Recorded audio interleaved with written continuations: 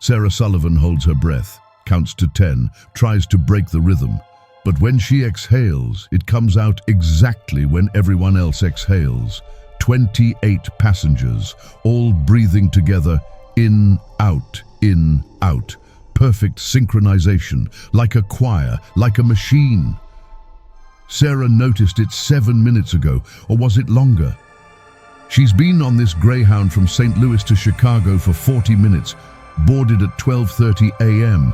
The clock now shows 1:11 a.m. She checks her boarding pass. Row 12. But the row across from her says 14. There is no row 13. The seats skip from 12 to 14. Normal for some buses, she tells herself, superstition. But she counted when she walked down the aisle. 12 rows total, so row 14 shouldn't exist. Yet here she sits, in row 12, across from row 14, and everyone breathes together. Sarah tries again, holds her breath, 15 seconds, 20. Her chest burns, she gasps. And the intake of air happens exactly when 27 other people inhale. If you've ever noticed your breathing and couldn't stop thinking about it, leave a comment. Subscribe, because this ride will make you count every breath you take. 3 hours earlier, Sarah bought her ticket at the St. Louis Greyhound terminal. Late night special, $35 to Chicago. The 12:30 a.m. departure, only one available. The agent, a tired woman with graying hair pulled back tight, printed the ticket without comment. Gate 7, boards at midnight. Sarah thanked her. Normal transaction.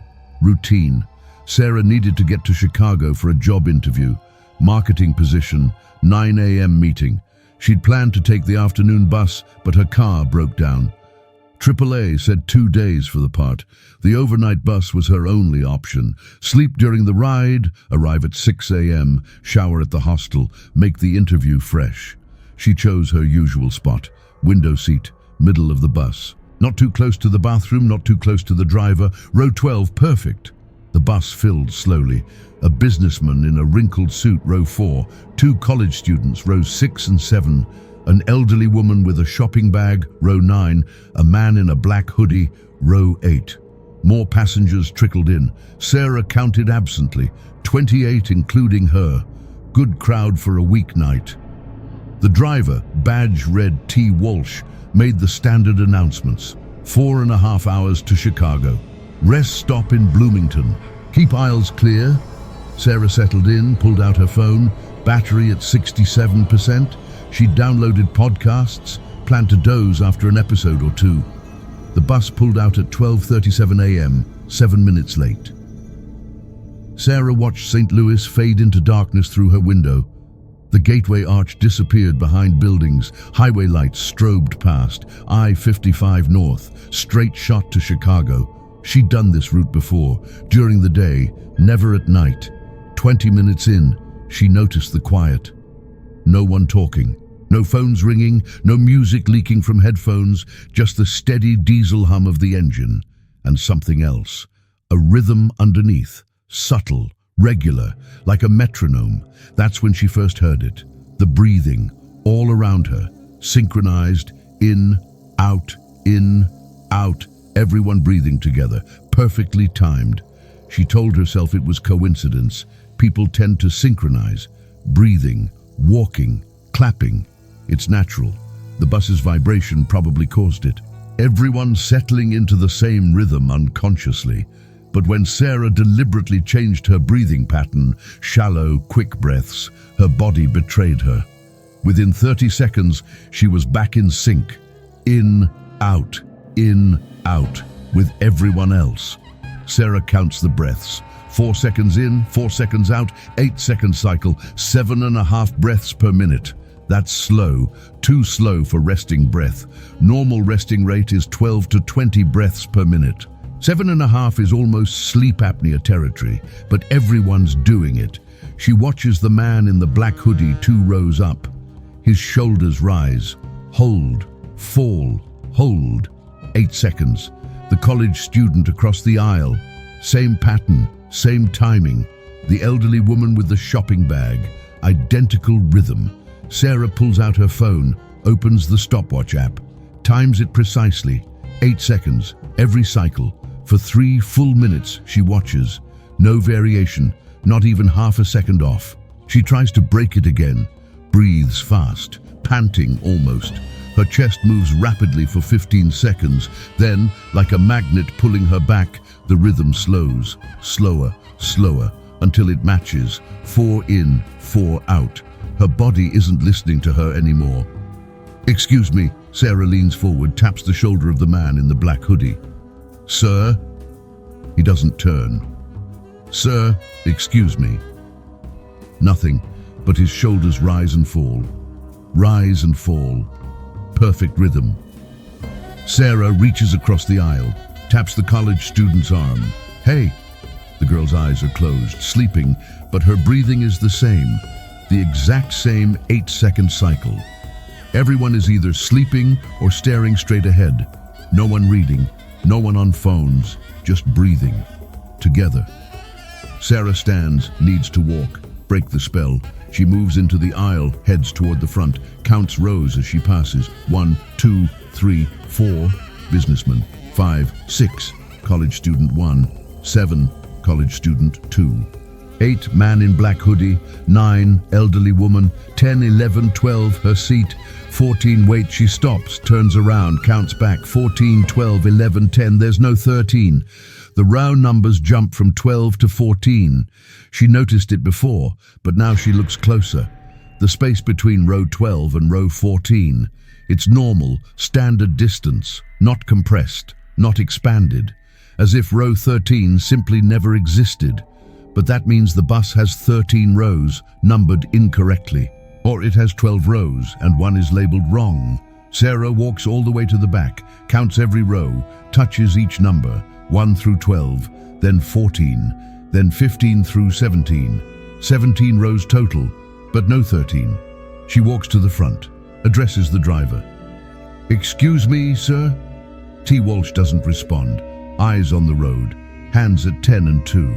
"Sir, I have a question about the seating." Nothing. "Why is there no row 13? The driver's chest rises, falls, rises, falls. Same rhythm, same 8-second cycle. "Sir," he blinks once, very slowly, but doesn't answer. Sarah returns to her seat. As she walks, she notices something new. Every passenger is positioned identically, heads tilted at the same angle. Left shoulders slightly forward, right hands resting on right thighs, left hands on armrests. Except for the variations required by seat position, window versus aisle, they're mirror images. She sits down, checks her position, left shoulder slightly forward. Right hand on right thigh, left hand on armrest. When did she? Sarah forces herself to change position, crosses her arms, sits up straight, stares at the seat in front of her. 2 minutes pass, her arms uncross. Her left shoulder drifts forward. Right hand finds her thigh, left hand finds the armrest. She didn't consciously do it. Her body just moved. Sarah checks her phone. 1:47 a.m.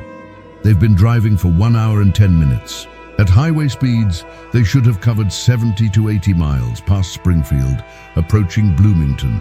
She looks out the window. Darkness, no city lights, just road and signs. Mile marker 147. Then 2 minutes later, mile marker 148. Correct. 1 mile per minute at 60 miles per hour. But wait. She checks the GPS on her phone. Loading, loading, no signal. That's odd. I-55 has cell coverage most of the way. She tries again. Still loading. The clock changes. 1:48 a.m. Then she watches carefully. 1 minute passes. She counts 60 seconds in her head, checks the clock. 1:48 a.m. Still. She counts another 60 seconds. 1:48 a.m. Her phone is frozen. Must be. She presses the power button. The screen goes black. Presses again. Apple logo. Rebooting. When it comes back on, 1:11 a.m. Sarah's stomach drops. 1:11 a.m. That's when she started noticing the breathing. That was 40 minutes ago. Or she thought it was. She checks the battery. 67%. Same as when she boarded. The clock on the dashboard of the bus, visible above the driver, 1:11 a.m. The clock on her phone, 1:11 a.m. She stares, watches the seconds. They tick. 1:11:43, 1:11:44, 1:11:45. Normal. Time is passing, but she could swear she saw 1:47 just a minute ago. Sarah needs to ground herself in something concrete. She'll count the passengers. She counted 28 when boarding. She'll verify, starting from the front. Driver doesn't count. Row 1, empty. Row 2, empty. Row 3, empty. Row 4, businessman. Row 5, empty. Row 6, college student. Row 7, another student. Row 8, man in black hoodie. Row 9, elderly woman. Row 10, man in baseball cap. Row 11, woman with headphones. Row 12, herself. Row 14, empty. Row 15, couple. Row 16, single man. Row 17, 2 people. Sarah counts on her fingers. 14 people, including her. But she counted 28 at boarding. She's certain. She watched them all get on. Counted them specifically because the bus felt full. Maybe some got off, but they haven't stopped yet. First stop is Bloomington. They haven't reached it. Sarah stands again, walks the entire length of the bus, looks at every face, counts carefully. 1, 2, 3, 14. 14 passengers. She sits back down, pulls out her boarding pass, looks at it closely. Greyhound lines. St. Louis to Chicago, 12:30 a.m. departure, seat 12B, passenger 14 of 14. Passenger 14 of 14, not passenger 14 of 28. But Sarah remembers the bus being fuller. She remembers people in more rows. She remembers looking back and seeing every seat occupied. Now half the bus is empty. The temperature drops. Sarah feels it instantly. Cold, biting cold. She looks at the climate control display above the driver. 68 degrees. Comfortable, but Sarah's hands are numb. She rubs them together, sees her breath. Small clouds of vapor. She looks around. No one else reacts. The businessman in row 4 wears a short-sleeved polo. The college students wear t-shirts. The elderly woman has a light cardigan unbuttoned. Sarah is wearing a sweater and she's freezing. She breathes out. Vapor, clear as day. She breathes in. The air feels like ice in her lungs. 4 seconds in, 4 seconds out. The rhythm continues. Is anyone else cold? She says loudly. No response. Everyone continues breathing. In, out, in, out. Sarah stands, walks to the businessman. Sir, are you cold? He doesn't look at her. Eyes straight ahead. Breathing. In, out. She touches his arm. His skin is warm. Body temperature normal, but Sarah's teeth are chattering. She returns to her seat, pulls her sweater tighter. The cold intensifies. She's shivering now, violently. Then, as suddenly as it started, it stops. Warmth floods back. Normal temperature. Her breath no longer visible. Sarah checks the climate display. Still 68 to go. Never changed. Sarah looks out the window. It's dark outside, just her reflection in the glass, and the reflection of the bus interior behind her. She sees herself. Row 12, window seat. Then she sees the other passengers, their reflections, all breathing in sync, but in the reflection, there are more people. Sarah counts, 28 passengers, every row occupied. The bus is full in the reflection. She turns around, looks directly at the bus. 14 people, half empty. Looks back at the reflection. 28 people, full. Sarah's heart races. She stands, looks at the reflection while looking at reality. In the reflection, a man sits in row 13, right where row 13 should be, between 12 and 14. He's visible in the glass, clear as day. Middle-aged, glasses, reading a newspaper. Sarah turns to look directly at row 13. Empty space. Row 12, then row 14. No row 13. Back to the reflection. The man in row 13 lowers his newspaper, looks directly at Sarah's reflection. Makes eye contact, smiles. Sarah spins around, no one there. Reflection again. The man waves. Sarah backs away from the window, sits in the aisle seat instead, refuses to look at the glass. But in her peripheral vision, she sees movement in the windows across the aisle. Reflections. 28 people, all watching her. The bus slows. Sarah feels it. They're exiting the highway. Bloomington, rest stop. 15 minutes, the driver announces. Finally, Sarah will get off, break the pattern, talk to someone, anyone. The bus pulls into a rest area, stops, door opens. No one moves. Sarah looks around. Is anyone getting off? Silence. Everyone sits, eyes closed or staring, all breathing. In, out, in, out. I'm getting off, Sarah announces. Stands, grabs her bag. She walks to the front, steps down. The parking lot is empty. One overhead light flickers. The rest area building is dark, closed. But the sign says 24-hour facility. Sarah walks to the door, locked. She peers through the glass. Lights are off. No one inside. She checks her phone. 1:11 a.m. A sound behind her. Sarah turns. All 14 passengers stand outside the bus, in a line, facing her, not moving, just standing, breathing, together, in, out. What do you want? Sarah asks. They don't answer, but they all take one step forward, in perfect unison. Sarah backs toward the building. Stay away from me. Another step, together, same foot, same distance. Sarah runs around the side of the building, into darkness. She doesn't look back.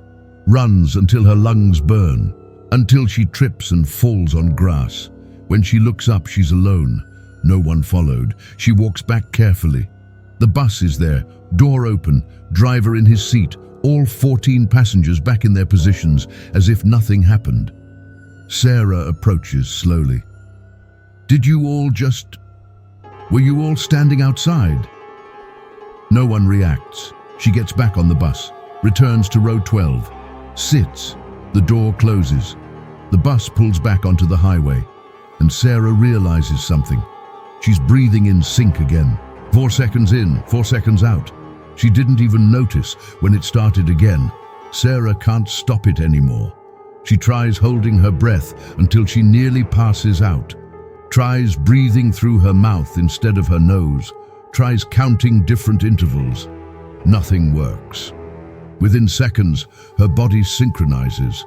4 in, 4 out, with everyone else. Stop it! She screams. Stop breathing like that! No one reacts. Sarah stands, stumbles forward, grabs the businessman's shoulder, shakes him. Why are you all doing this? Why are you breathing like that? His eyes open slowly, very slowly. He looks at her. Like what? The breathing, the synchronization. You're all doing it together. Breathing is automatic, he says. His voice is flat, monotone. We can't help it. But you're all doing it at the same time, the exact same rhythm. Are we? He closes his eyes again, returns to his breathing pattern. Sarah moves to the college student. Do you notice anything weird about the breathing? The girl doesn't open her eyes. We're all breathing. It's what living things do. But in sync. All in sync. Maybe you're just noticing your own breathing, the girl says. Once you notice breathing, you can't stop thinking about it. It's all you hear. Sarah feels tears coming. No, this is different. This is wrong. She walks to the front, confronts the driver. You need to stop this bus. Right now. Something is wrong. Walsh keeps his eyes on the road. Nothing is wrong, miss. The breathing. Everyone is breathing together. Everyone breathes. Not like this. Not synchronized. And the reflections. There are more people in the reflections than on the bus.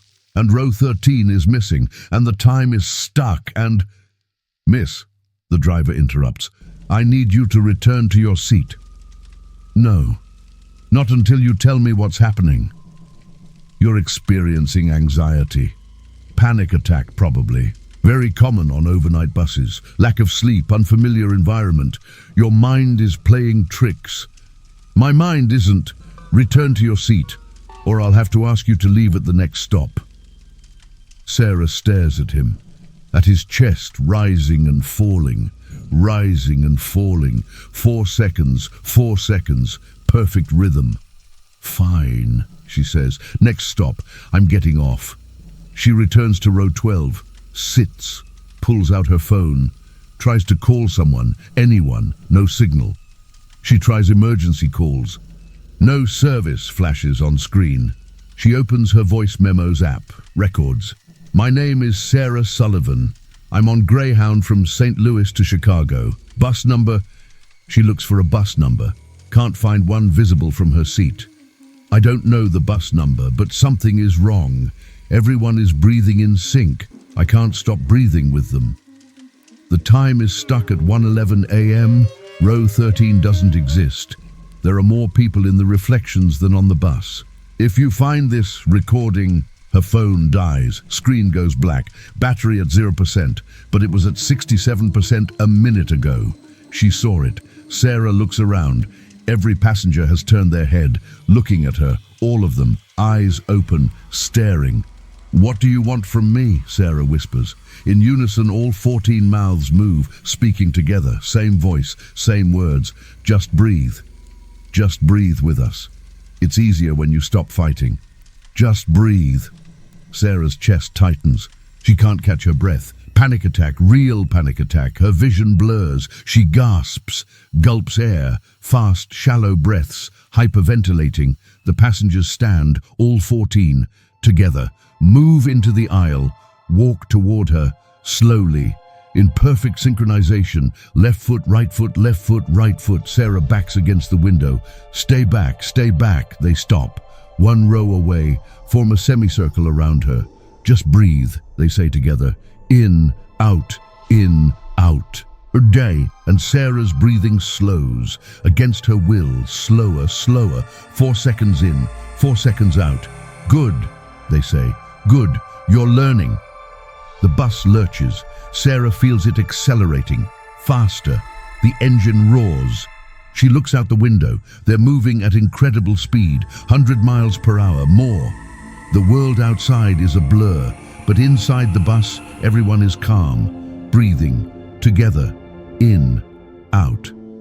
Where are we going? Sarah asks. Chicago, the driver says. But they haven't moved on the GPS, still showing the same position. When will we get there? When you stop fighting, they answer in unison. Sarah closes her eyes, counts her breaths.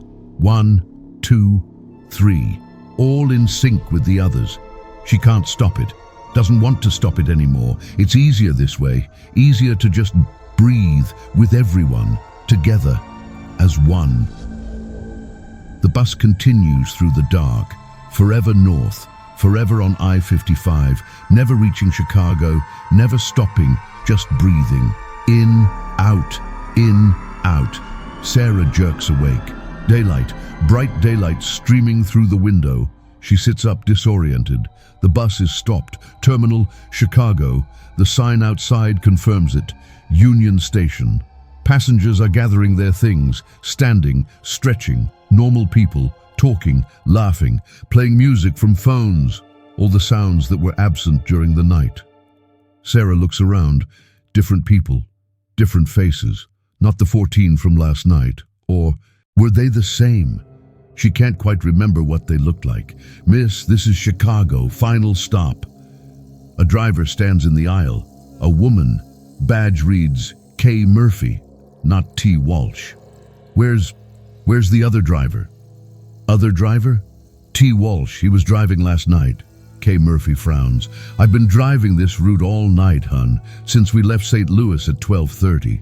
But there was a man, Walsh. No male drivers on the midnight run, just me. Sarah's hands shake. She checks her phone. 6:47 a.m., battery, 23%. Time showing normally, seconds ticking, messages waiting. 3 from her mom. 2 from the company confirming her interview at 9 a.m. The last message from her mom, timestamped 1:11 a.m. Hope you're sleeping well on the bus. Love you. Sarah doesn't remember her phone working at 1:11 a.m. She remembers it dying, battery at 0. But here it is, working. Messages received. She stands on shaky legs, walks down the aisle, counts the rows as she passes. 1, 2, 3, 4, 5, 6, 7, 8, 9, 10, 11, 12, 13. Row 13 exists. Seat 13A, seat 13B. Sarah stops, stares at the number. 13, right there, not missing. She stumbles off the bus. The Chicago morning is cold but real. Cars honking, people rushing, pigeons fighting over a dropped bagel. Real life, normal chaos. Sarah walks to a bench, sits, tries to process. Was it a dream? The synchronized breathing, the missing row, the reflections. All a dream during the bus ride? She opens her voice memos app, checks her recordings. The most recent one is from 3 days ago. Nothing from last night. No recording about the breathing, about the missing row. So it was a dream. Anxiety dream. Just like the driver, the woman driver, Kay Murphy suggested. Unfamiliar environment, overnight travel. Her mind created the fear.